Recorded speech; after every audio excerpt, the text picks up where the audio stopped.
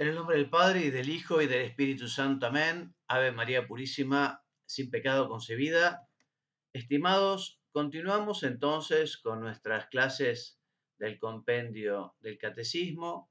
Vamos a ver hoy el sacramento del matrimonio, que como ustedes saben, Dios creó a Adán y Eva, los creó marido y mujer, los creó como esposos, de modo que la institución matrimonial existe desde el principio, pero nuestro Señor, al venir al mundo, quiso darle ese carácter de sacramento y allí justamente aprovechar esta institución para canalizar la gracia, la gracia del sacramento, la gracia santificante.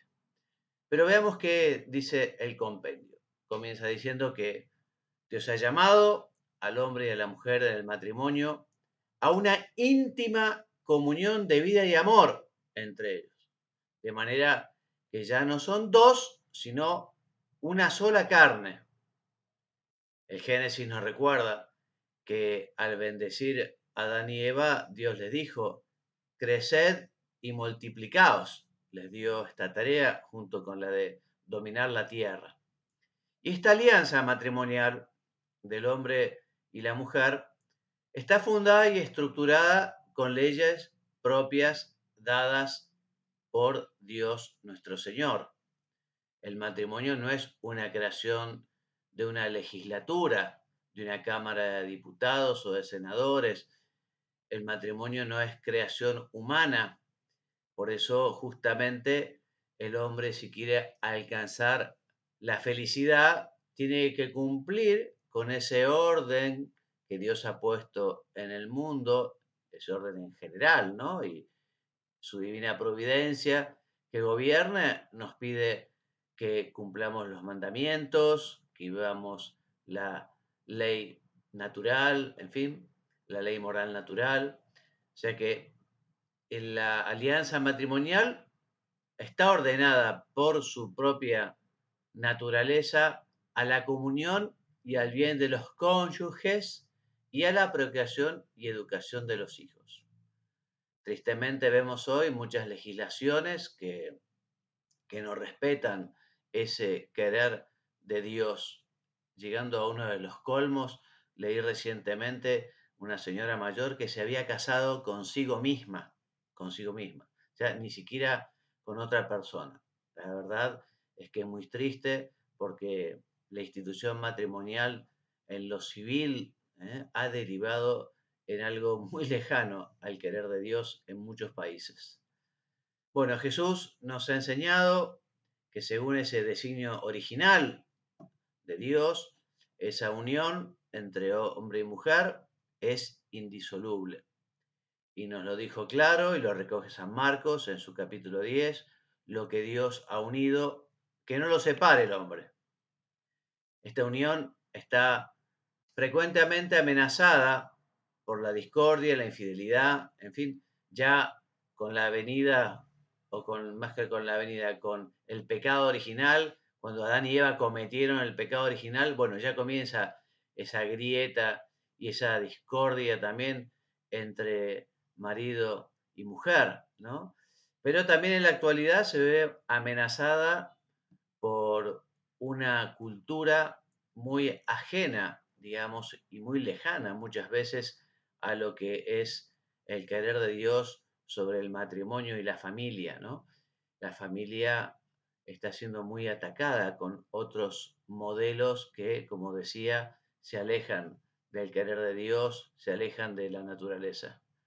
Pero bueno, Dios sigue, como no puede ser de otra manera, dando su gracia, su ayuda, sobre todo para que los cristianos vivan santamente, ¿no? Para los cristianos y para todas aquellas personas de buena voluntad, todas aquellas personas que busquen la verdad, que busquen el bien, nunca les faltará la gracia y la ayuda de Dios. Dios da además en el sacramento del matrimonio justamente esa gracia para luchar también contra ese clima tan lejano, tan hostil, para también poder solucionar los problemas que siempre existirán entre marido y mujer, etcétera, etcétera, etcétera. Jesucristo de alguna manera también viene a dar unas respuestas a algunas situaciones que en el Antiguo Testamento no estaban claras, ¿no? No estaba claro aquello del libelo de repudio, por ejemplo, ¿no? O sea, Dios fue ayudando a su pueblo a madurar de un modo progresivo, ¿no? Y a tomar conciencia justamente de esa unidad y esa indisolubilidad del matrimonio, que de a poco, mediante la ley, mediante los profetas, Dios va llevando hasta que, les decía, Jesucristo restablece ese orden original del matrimonio, querido por Dios. Y Jesús también, con la gracia, ¿no?, ayuda a los contrayentes, a los cónyuges, a los esposos, a vivir ese compromiso recibiendo ese sacramento, signo del amor esponsal de Cristo con su iglesia. Algo que en la rúbrica los sacerdotes tenemos que recordar cuando celebramos el matrimonio. Efectivamente, esos cónyuges tienen que, de alguna manera, manifestar, representar, recordar, vivir, ¿no?, ese amor que Dios tiene por su iglesia. Maridos, amad vuestras mujeres, dice San Pablo en la carta a los Efesios, como Cristo ama a su iglesia. Bueno, el matrimonio no es para todos, porque efectivamente Dios llama a algunos hombres y mujeres a seguir a Jesús por el camino de la virginidad o por el camino del celibato, y estas personas renuncian al bien del matrimonio para ocuparse de las cosas del Señor, ¿eh? Y así convertirse en signo de la primacía absoluta del amor de Cristo y de la ardiente esperanza de su vuelta gloriosa. Tenemos que rezar para que efectivamente Dios envíe operarios a su, a su campo, para que efectivamente muchas personas se consagren a Él por entero para trabajar por el reino de Dios, sacerdotes, consagrados, consagradas, y también rezar para que efectivamente los matrimonios sean santos y sean esa iglesia doméstica donde se cultivan las virtudes y donde los hijos aprenden a conocer y amar a Dios. Sabemos que la celebración litúrgica del matrimonio es pública, se realizará en la presencia del sacerdote o de otro testigo cualificado de la iglesia y de otros testigos. El consentimiento es esencial en el matrimonio. Sin consentimiento matrimonial no hay matrimonio, ¿eh? Y es esa voluntad expresada por un hombre y una mujer de entregarse mutua y definitivamente con el fin de vivir una alianza de amor fiel y fecundo. Puesto, repetimos, que el consentimiento hace al matrimonio, resulta absolutamente indispensable e insustituible. Y además, ese consentimiento no puede estar viciado, tiene que ser un acto humano, consciente, libre, no determinado por la violencia o la coacción, y además ese consentimiento orientado a realizar ese compromiso matrimonial, ese compromiso, esa entrega, ¿eh? Pueden casarse los católicos con un no católico, esos son los matrimonios mixtos, o con un no cristiano, un no bautizado, eso se llaman los matrimonios con disparidad de culto. Bueno, para casarse con un bautizado no católico, para solicitud se necesita la licencia del ordinario lugar del obispo. Y para los matrimonios con disparidad de culto, ese requisito es esencial porque si no ese matrimonio es nulo. El matrimonio mixto es ilícito, pero válido. El matrimonio con disparidad de cultos es nulo, ¿eh? Es nulo. Se necesita esa dispensa para la validez del matrimonio. Y algo esencial que tienen que conocer los contrayentes, tanto el católico como su futuro cónyuge no católico o su futuro cónyuge no cristiano, tienen que saber, tienen que aceptar los fines esenciales del matrimonio, sus propiedades, tienen que saber que el cónyuge católico tiene el firme compromiso de conservar la fe y asegurar el bautismo y la educación católica de sus hijos.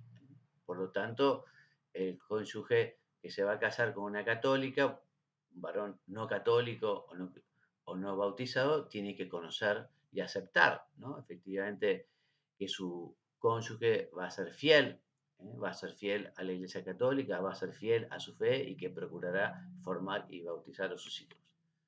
¿Qué efectos tiene entonces el sacramento del matrimonio? Entonces, entre los cónyuges crea un vínculo que es perpetuo y exclusivo, hasta que la muerte los separe. Dios mismo ratifica ese consentimiento de los esposos y por lo tanto el matrimonio rato y consumado entre bautizados no será disuelto nunca, nunca. ¿Qué otro efecto? Confiere a los esposos la gracia sacramental, o sea, esa gracia para alcanzar la santidad en la vida conyugal. Y también para acoger y educar responsablemente a los hijos. ¿Qué pecados son contrarios al sacramento del matrimonio? Bueno, el adulterio, la poligamia, el rechazo de la fecundidad y el divorcio. Bastante daño, digamos, hacen estos pecados contrarios al sacramento del matrimonio y es una pena porque efectivamente por allí llega la tristeza, el abandono, la soledad. Realmente hay que poner los medios para superar las crisis, los problemas. La Iglesia admite la separación física, puede ser que haya realmente algo grave que perjudique y que no haga conveniente la convivencia, pero continúa la responsabilidad o la obligación de vivir la fidelidad.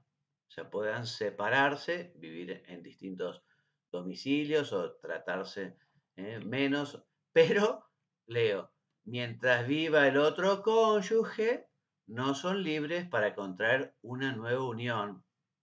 Bueno, a menos que el matrimonio entre ellos sea nulo y haya sido declarado como tal por la autoridad eclesiástica. La Iglesia no puede reconocer como matrimonio la unión de divorciados vueltos a casar civilmente.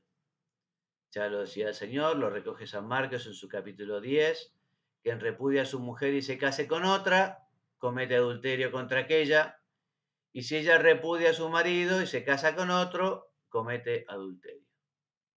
Pero ellos, si son bautizados, siguen perteneciendo a la Iglesia, aunque hayan contraído un matrimonio civil sin poderse casar por la Iglesia, aunque vivan, digamos, en este estado de pecado o por lo menos alejados, pero la Iglesia los invita a una vida de fe, a una vida de oración, a las obras de caridad, le invita a que eduquen cristianamente a sus hijos, a que participen de la misa, pero no podrán recibir la absolución sacramental, salvo algunas excepciones, cuando toman la decisión de vivir como hermanos y no causen escándalo, pueden recibir la absolución y así la comunión, pero en principio, digamos, quienes viven en concubinato no pueden recibir la absolución sacramental, ni acercarse a la comunión eucarística, ni ejercer ciertas responsabilidades eclesiales mientras dure tal situación que contrasta objetivamente con la ley de Dios. La familia cristiana, tan bien vapuleada y a la que hay que proteger y cuidar, ¿no? Es llamada iglesia doméstica, porque efectivamente allí tiene que existir esa comunión de vida y de amor, ¿no? Debe manifestar y debe realizar la naturaleza comunitaria y familiar de la iglesia en cuanto familia de Dios, ¿no?